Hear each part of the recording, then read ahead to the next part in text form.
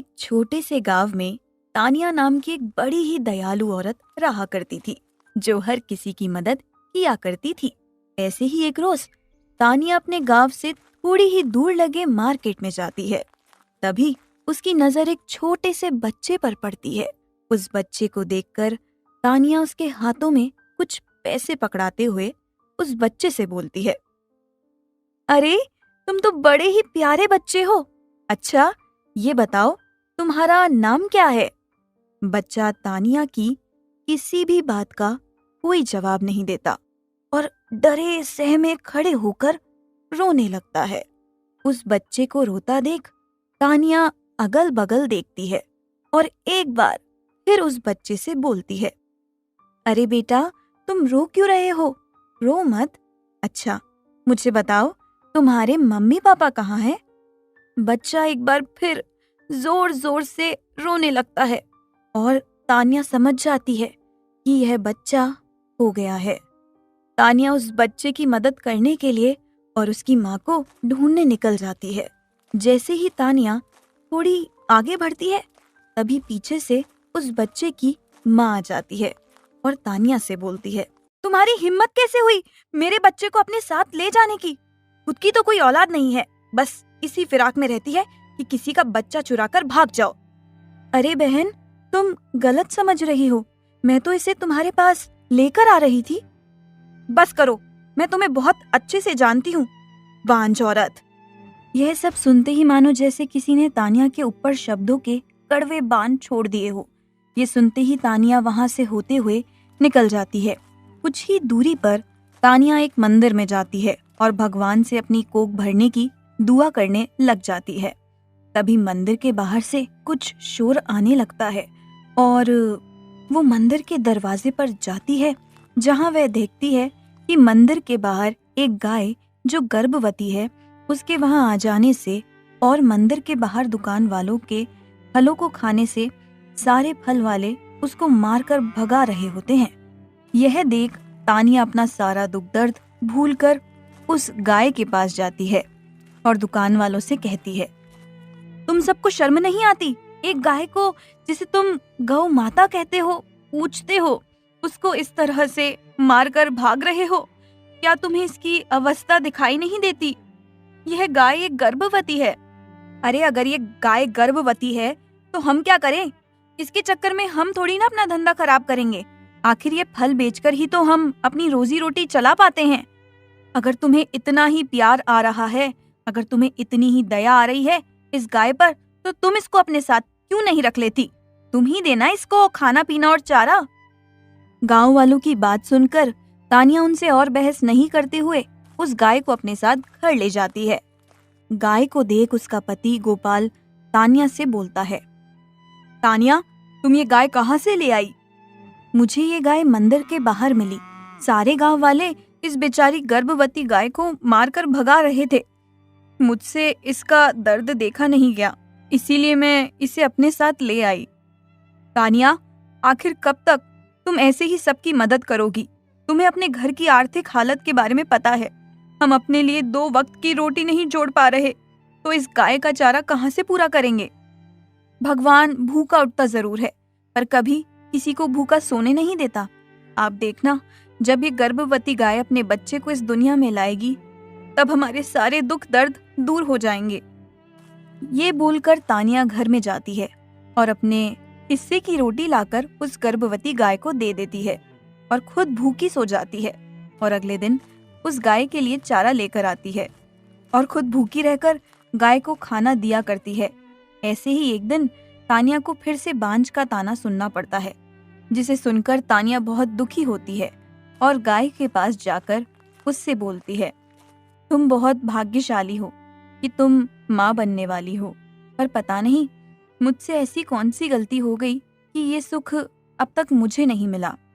तानिया को रोता देख गाय उससे बोलती है, तुमसे कोई गलती नहीं हुई है, तुम तो एक बहुत ही दयालु औरत हो। तुमने मेरी मदद की है, मैं तुम्हारी मदद करूंगी। उस गाय को बोलता देख तानिया हैरान हो जाती है और वो गाय से बोलती है, मैं कहीं कोई सपना तो नहीं देख रही? तुम सच में बोल रही हो? हाँ, मैं बोल सकती हूँ। क्योंकि मैं एक जादुई गाय हूँ। ये बोलकर वो गाय तानिया को अपना जादू दिखाती है। अपनी सींग उसके छोटे से घर पर मारती है और उसका छोटा सा घर महल में तब्दील हो जाता है। यह सब देखकर तानिया बड़ी हैरान होती है और उस गाय से बोलती है, हे जादुई गर्भवती गाय, तुम कहाँ, तुम कौन हो? तुम अपने असली रूप में आओ। तानिया के बोलने पर वो गाय एक परी के रूप में बदल जाती है और तानिया से बोलती है, मैं परी लोक से आई हूँ, एक परी हूँ मैं। यहाँ तुम्हारा टेस्ट लेने के लिए आई थी कि तुम सच में दयालु हो क्या, बस अच्छी बनने का ढोंग करती हो। पर मैं गलत थी, तुम सच में एक बहुत दयालु औरत हो। मैं तुमसे अति प्रसन्न हुई और मैं आज तुम्हारी सारी इच्छा पूरी करूंगी। पर हाँ, इस बारे में तुम किसी को कुछ मत बताना। मुझे कुछ नहीं चाहिए, ना घर, ना दौलत, ना कुछ। मुझे बस माँ बनना है, जैसे तुम माँ बनने वाली थी, जैसे सब माँ बनते हैं। मुझे बस माँ बनने का सुख चाहिए। मुझे अब और बांझ होने का कलंक नहीं चाहिए। तानिया बेहोश हो जाती है और तानिया का ये दुख दर्द देखकर वो परी एक बार फिर गर्भवती बन जाती है और तानिया की सारी इच्छाएं पूरी कर देती है। और अगले दिन जब तानिया सुबह उठती है तो वह देखती है कि उसका छोटा सा घर बड़ा हो चुका है और उसके पति की बहुत अच्छी नौकरी लग चुकी है। साथ ही साथ तो उसका पति गोपाल उसको आराम करने को बोलता है। यह सुनकर तानिया गोपाल से बोलती है, आराम? पर मुझे क्या हुआ है? मैं तो बिल्कुल ठीक हूँ। अरे भूल गई क्या, तुम प्रेग्नेंट हो। बहुत जल्द तुम बहुत प्यारे से बच्चे को जन्म देने वाली हो। ऐसी हालत में तुम काम करोगी? यह सुनकर तानिया हैरान हो जाती है और उसे यकीन हो जाता है कि वह कोई सपना नहीं था, वह सब हकीकत था। जिसके बाद बहुत जल्द तानिया एक बहुत ही प्यारे से बच्चे को जन्म देती है। माया घर में अकेली बैठकर न्यूज़पेपर पढ़ रही होती है कि तभी उसके दरवाजे पर एक दस्तक होती है और माया खुद से बोलती है, अरे भला इस समय कौन हो सकता है? इतना बोलकर माया दरवाजा खोलती है और वे अपने बेटे तुषार को दूल्हे के रूप में देखती है। साथ ही उसके साथ एक लड़की भी होती है जो कि दुल्हन बनी होती है। ये सब देख माया को कुछ समझ नहीं आता और वो तुषार से बोलती है, अरे बेटा, तू दूल्हे के कपड़े में और ये तेरे साथ लड़की कौन है? ये लड़की तुम्हारी बहू है माँ। मैंने नेहा से शादी कर ली है। मैं ना सब जानती हूँ। मेरा बेटा मुझे बिना बताए शादी तो कर ही नहीं सकता। वो मेरे साथ क्या कहते हैं उसे, प्रैंक कर रहा है। आजकल बहुत चल रहा है ना सोशल मीडिया पर, जिसे देखो वही प्रैंक किए जा रहा है। माँ ये कोई मजाक नहीं है, मैं सच बोल रहा हूँ। क्या आपको नेहा दुल्हन के कपड़ों में नजर नहीं आ रही क्या? मैं आपको दूल्हे के कपड़ों में नजर नहीं आ रहा क्या? तुषार के बार बार समझाने पर माया को अब विश्वास हो जाता है, जिसके बाद वो भी तुषार की खुशी के लिए अपनी बहू नेहा को अपना लेती है और खुशी खुशी उसका गृह प्रवेश करवाती है। ऐसे ही कुछ दिन बीत जाते हैं, लेकिन नेहा अपने सर से पल्लू नहीं हटाती और ये देख माया को बहुत अच्छा लगता है। और एक दिन माया नेहा से बोलती है, अरे वाह, कितनी संस्कारी बहू मिली है मुझे। अपनी सास की बात सुन नेहा खुद से बोलती है, माँ जी, सर पर दुपट्टा रखना तो मेरी मजबूरी है। अगर मैंने इस दुपट्टे को अपने सर से हटा दिया तो इस घर की शांति भंग हो जाएगी। नेहा मन ही मन ये सब कुछ सोच ही रही होती है कि तभी माया की एक पड़ोसन घर आती है, जो नेहा को देखते ही पहचान लेती है और नेहा के वहाँ से जाने के बाद माया से बोलती है, अरे माया बहन, मैं तुमसे पूछती हूँ, क्या तुम्हारे बेटे के लिए तुम्हें यही लड़की मिली जो तुमने इस लड़की से अपनी बेटे की शादी करवा दी? अपनी पड़ोसन की ऐसी बात सुन माया को बहुत गुस्सा आता है और वे अपनी पड़ोसन से बोलती है, बहन, तुम्हें बताने की जरूरत नहीं है कि मेरे घर के लिए कौन सी लड़की सही है और कौन सी नहीं। मैंने भी अच्छे से देखा है तुम्हारी बहू को, कैसे छोटे छोटे कपड़े पहनकर यहाँ वहाँ जाती हैं। और मेरी बहू तो संस्कारों से भरी पड़ी है। मेरे घर के लिए ये पूरी परफेक्ट बहू है। लगता है बहन तुम्हें अपनी बहू का सच नहीं पता, तभी तुम उसके इतने गुणगान गा रही हो। माया बहन, जब तुम्हें अपनी बहू का सच पता चलेगा ना, तो अब तुम अपने बेटे से खुद लड़ोगी। मुझे मेरी बहू का सारा सच पता है, मुझे तुमसे जानने की जरूरत नहीं है। मेरी बहू जैसी भी है बहुत अच्छी है, मेरा अच्छे से ख्याल रखती है। मैं तुम्हारी और बेइज्जती करूं इससे पहले तुम यहाँ से खुद चली जाओ। अपनी इतनी बेइज्जती होता देख वह औरत अपना पैर पटकते हुए वहाँ से चली जाती है। जिसके बाद माया अपनी बहू नेहा से बात करने के लिए रसोई में जाती है, जहाँ वो नेहा के लंबे लंबे कान देखती है। उसके हाथी जैसे बड़े कान देखकर माया की तो होश हवास उड़ जाते हैं और वे जोर से चीखती हुई अपनी बहू से बोलती है, बहू ये तेरे कानों को क्या हो गया? इतने बड़े बड़े तेरे कान कैसे हो गए? लग रहा है जैसे कि तू किसी सर्कस में काम करती है। देख बहू, मुझे ये तेरे नकली कान बिल्कुल भी अच्छे नहीं लग रहे, कितने बड़े बड़े दिखाई दे रहे हैं, इसे अभी निकाल कर फेंक। इतना बोलकर माया अपनी बहू के कानों को खींचने लगती है, जिस पर नेहा अपनी सास के दोनों हाथ अपने कानों से हटाकर उससे बोलती है, माँ जी, ये मेरे असली कान हैं और इन्हीं को छुपाने के लिए मैं हमेशा अपने सर पर दुपट्टा रखती हूँ ताकि कोई मेरे लंबे लंबे कान को ना देख ले।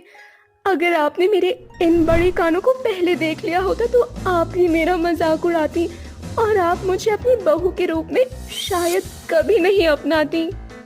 मेरे साथ इतना बड़ा धोखा। मैं जिसे संस्कारी बहू समझ रही थी वो संस्कारी नहीं बल्कि हाथी जैसे बड़े बड़े कानों वाली बहू है। आने दो तुषार को, उसे तो मैं बाद में बताऊंगी। इस तरह से माया नेहा से नाराज होकर अपने कमरे में चली जाती है और तुषार के आने का इंतजार करती है। रात होते ही जैसे ही तुषार अपने घर आता है, माया नेहा को खींचकर लाती है और उसके लंबे लंबे कान तुषार को दिखाते हुए उससे बोलती है, निकम्मे, तू मेरे लिए इतनी लंबे कानों वाली बहू लेकर आया है। मैंने तुझसे संस्कारी बहू मांगी थी लेकिन तू इसे उठाकर ले आया यहाँ पर। तू क्या अंधा हो गया था या तेरे अकल पे पत्थर पड़े थे कि तुझे दिखाई नहीं दे रहा था कि इस लड़की के कान कितने लंबे हैं? कहीं ऐसा तो नहीं कि तुझे खुद नहीं पता था कि इसके कान ऐसे हैं? वो बेचारी पड़ोसन मुझे इसके लंबे कानों का सच बताने जा रही थी लेकिन मैंने उसे ही सुना दिया। हे भगवान, क्या हो गया है मेरे साथ? ये बोलकर माया बैठकर रोने लगती है, जिस पर तुषार अपनी माँ से बोलता है, माँ, आप रोना बंद करो। नेहा ने मुझे या आपको कोई धोखा नहीं दिया है। मैं नेहा के इन लंबे कानों के बारे में पहले से जानता था और नेहा ने मुझे बोला था कि मैं आपको उसके लंबे कानों की सच्चाई बता दूं, पर मैंने ही उसे मना किया था कि आपको अभी कुछ ना बताया जाए, क्योंकि मैं जानता था कि अगर आपको अभी नेहा की सच्चाई पता चल जाएगी तो आप कुछ इसी तरह से रिएक्ट करोगी। अरे बेटा, मेरी रिजेक्ट की छोड़। जब समाज को पता चलेगा ना कि मेरे घर में संस्कारी बहू नहीं बल्कि लंबे कानों वाली बहू आई है तो उनका क्या रिएक्ट होगा वो तो तुझे बाद में पता चलेगा। लोग हमारा मजाक बनाएंगे और हम कहीं मुंह दिखाने लायक नहीं रहेंगे। माँ, मैं सब जानता हूँ और इसीलिए तो मैंने नेहा से शादी करी। तू कहना क्या चाहता है? माँ, मैं नेहा से बहुत प्यार करता था पर वो हमेशा अपने सिर और कानों को ढक कर रहती थी और इसलिए सब उसका अक्सर मजाक बनाया करते थे। मुझे ये सब अच्छा नहीं लगता था, इसलिए मैंने एक दिन नेहा के पास जाकर उससे कहा, फ्लैशबैक। नेहा, तुम सबकी तरह नॉर्मल बनकर क्यों नहीं रहती? सब तुम्हारे साथ साथ मेरा भी मजाक बनाने लगे हैं। तुषार, तुम ऐसा क्यों बोल रहे हो? मैं ऐसा इसलिए बोल रहा हूँ नेहा, क्योंकि तुम हर समय अपने सर पर चुन्नी लपेटे रहती हो। तुम्हारे साथ अब सब मेरा भी मजाक उड़ाते हैं। अगर तुम भी मुझसे सच्चा प्यार करती हो तो तुम इस चुन्नी को अभी हटा दो। तुषार के कहने पर नेहा अपनी चुन्नी सर से हटा देती है। सब नेहा के लंबे लंबे कान देखकर उसका मजाक बनाने लगते हैं और ये सब देख नेहा बहुत रोती है और वहाँ से चली जाती है। ये सब देख तुषार को बहुत बुरा लगता है और वो भी उसके पीछे जाता है, जहाँ वो देखता है कि पार्क में अकेली नेहा बैठी रो रही होती है और ये देख तुषार उसके पास जाता है और उससे बोलता है, नेहा, मुझे माफ कर दो। अपना प्यार साबित करने के लिए मेरी वजह से तुम्हें सभी लोगों के बीच उनके मजाक का पात्र बनना पड़ा। मुझे माफ कर दो। अगर ये प्यार होता है तो तुम्हारा प्यार जीत गया और मेरा प्यार हार गया नेहा। पर मैं अपने प्यार को ऐसे ही मरने नहीं दूंगा। अब मैं किसी को तुम्हारा मजाक बनाने नहीं दूंगा। इतना बोलकर तुषार नेहा के साथ उसके घर जाता है और उसके माँ बाप से बात करके उसे अपने घर वापस ले आता है। Flashback out. माँ, एक बार आप नेहा की जगह खुद को रख कर देखिए। अगर आपके कान लंबे होते या मेरे कान लंबे होते और लोग हमारा मजाक बना रहे होते तो क्या आप जीना छोड़ देती या आप मुझे अपना बेटा कहना छोड़ देती? अपने बेटे की ये बात सुन माया कुछ नहीं बोलती और वह खुशी खुशी नेहा और उसके लंबे कानों को अपना लेती है, जिसके बाद माया उसे कभी भी उसके कान नहीं छुपाने देती और पूरे समाज में सर उठाकर नेहा को अपनी बहू कहती है।